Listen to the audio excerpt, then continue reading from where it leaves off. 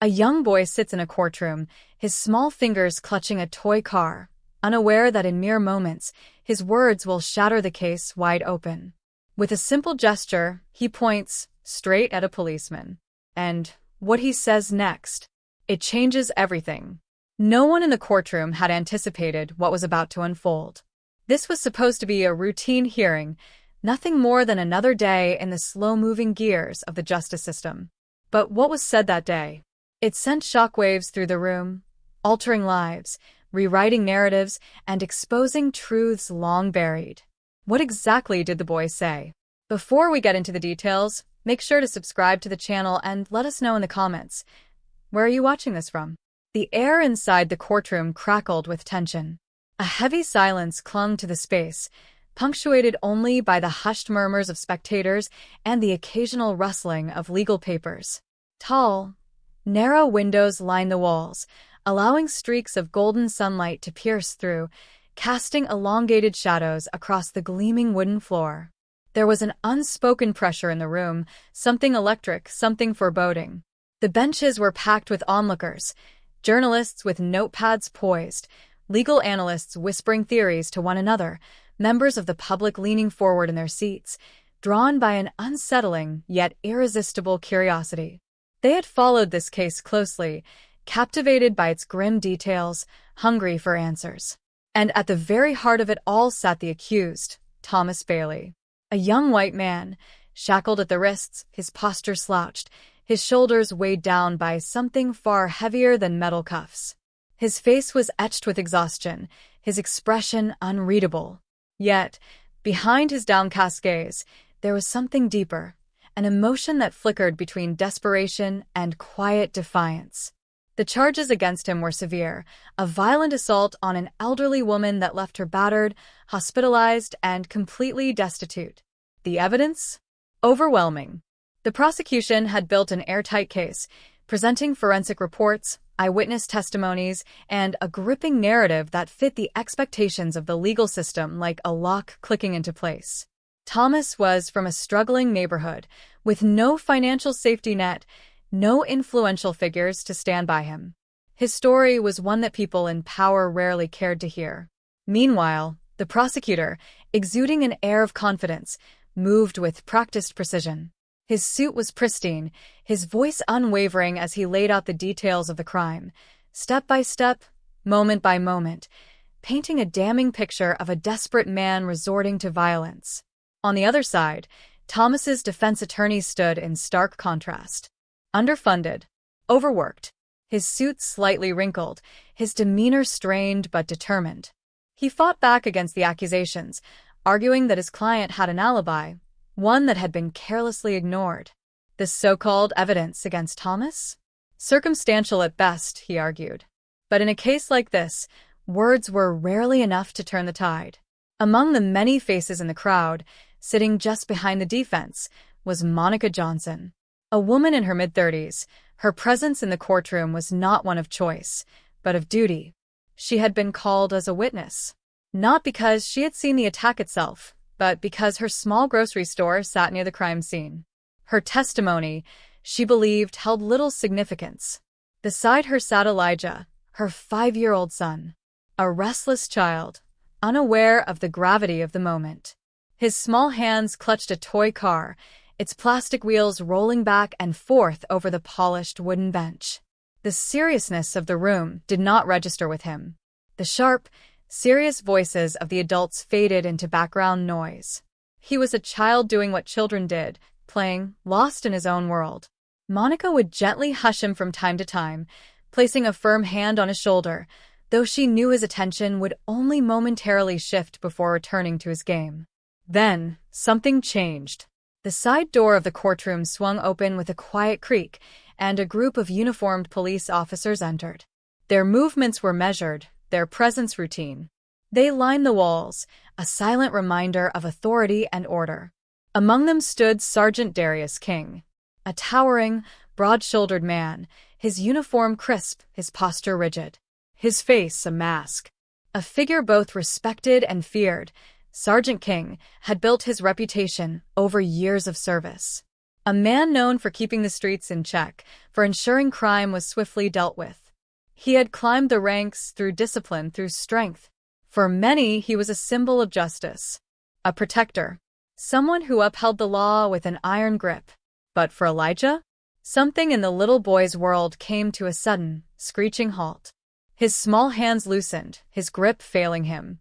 The toy car slipped from his fingers, hitting the floor with a soft, hollow sound. Monica turned to her son, puzzled by a sudden stillness. But Elijah was no longer focused on his toy. His tiny chest rose and fell in rapid succession. His eyes, wide and alert, locked onto Sergeant King. The courtroom carried on. Lawyers exchanged legal jargon, papers shuffled. The judge prepared for testimonies. No one noticed the shift, except for Elijah. His small fingers curled into fists. His breathing grew uneven. And then, his voice, clear and unwavering, cut through the noise. I saw him. The room froze. Monica's breath hitched. A murmur rippled through the courtroom. Confusion spread like wildfire as heads turned toward the source of the voice. Even the judge, caught off guard, sat up straighter. Elijah's small hand rose, and he pointed, right at Sergeant King.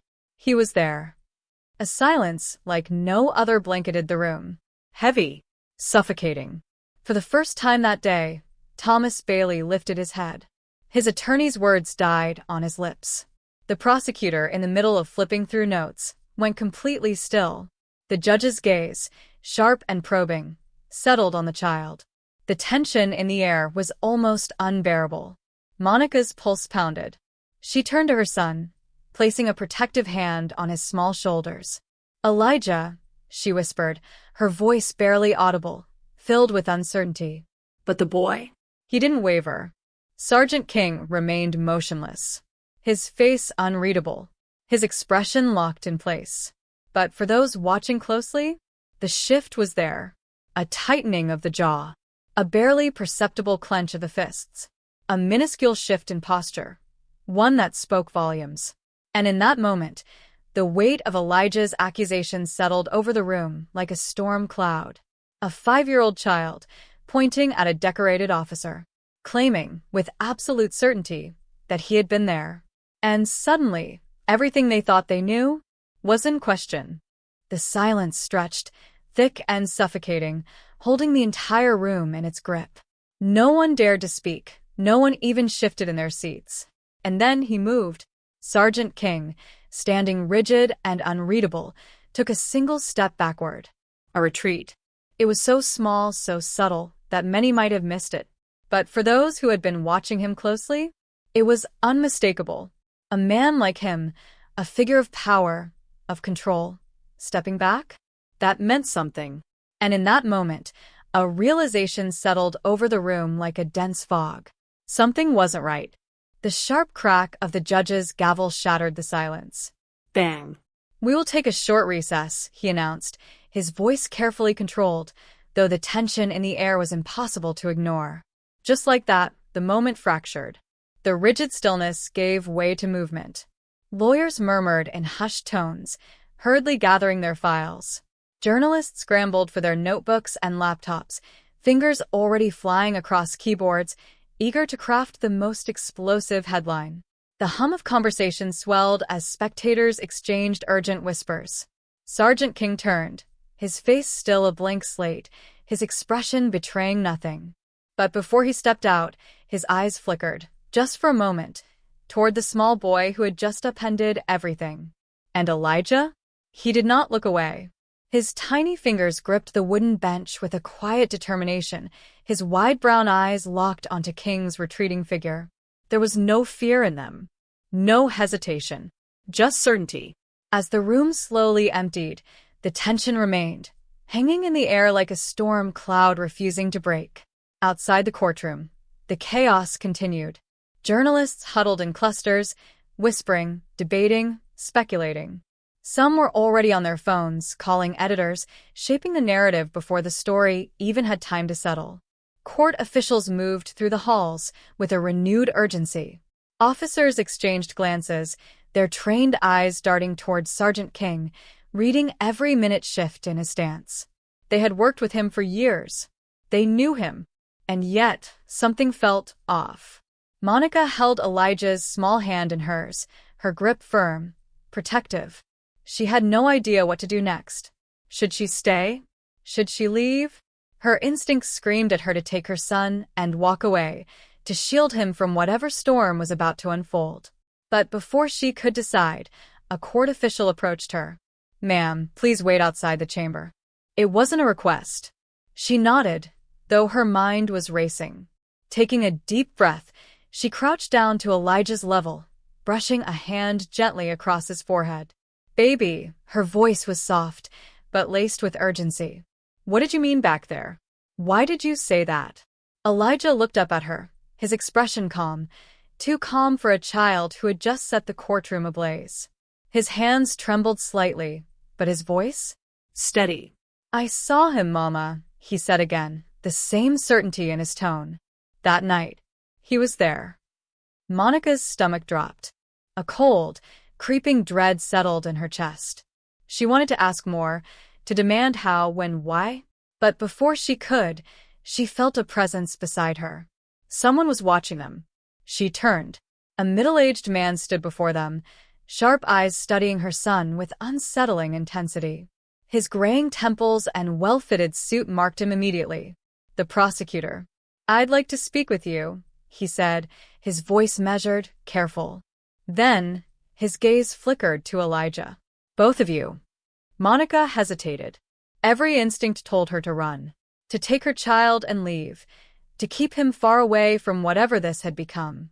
But then she remembered the way the room had shifted when Elijah pointed, the way every single person had looked at Sergeant King, the way King himself had stepped back. And she realized something. They weren't just looking at King. They were looking for an answer. With a tight breath, she nodded. Minutes later, they sat inside a small, windowless consultation room deep within the courthouse. Cramped. Stale. The walls were lined with shelves stacked haphazardly with legal binders, the air thick with the scent of old coffee and worn paper. Overhead, a flickering fluorescent light buzzed softly. Monica sat Elijah beside her, one hand resting on his knee. A protective gesture. A warning. Across from them, the prosecutor sat forward, exhaling through his nose, his fingers lacing together as he studied the boy. "Elijah," he began, his voice gentler now. "Can you tell me exactly what you saw?" Elijah hesitated, just for a second. His eyes darted toward his mother, seeking silent permission. She gave him a small, reassuring nod. "I saw him that night," Elijah repeated. "By the store." The prosecutor leaned in slightly. "Your mother's store?" Elijah nodded. A slight furrow formed between the prosecutor's brows. What was he doing? The little boy pressed his lips together, thinking, piecing the memory together. Then carefully he spoke. He was by the alley. There was a car. A black one. He was talking to someone. And then he got in. And drove away. Monica's breath hitched. Her mind spun. A car. A black car. She had seen it too. That night, from the window of her store, she had caught a brief glimpse of a dark-colored vehicle, sleek, expensive-looking. It had been parked near the alley, sitting idle for only a moment before vanishing into the night. She hadn't thought much of it at the time. But now? She could barely breathe. The prosecutor's eyes darkened, his expression sharpening. "Elijah, are you absolutely sure it was him?" The little boy did not hesitate. "I remember his face." The prosecutor leaned back, his fingers drumming against the desk in a slow, rhythmic pattern. Thinking, calculating. Then a knock at the door. The tension in the room thickened. A young assistant peeked inside, her face pale, her voice tight. "We pulled some initial footage from the area near the crime scene," she said.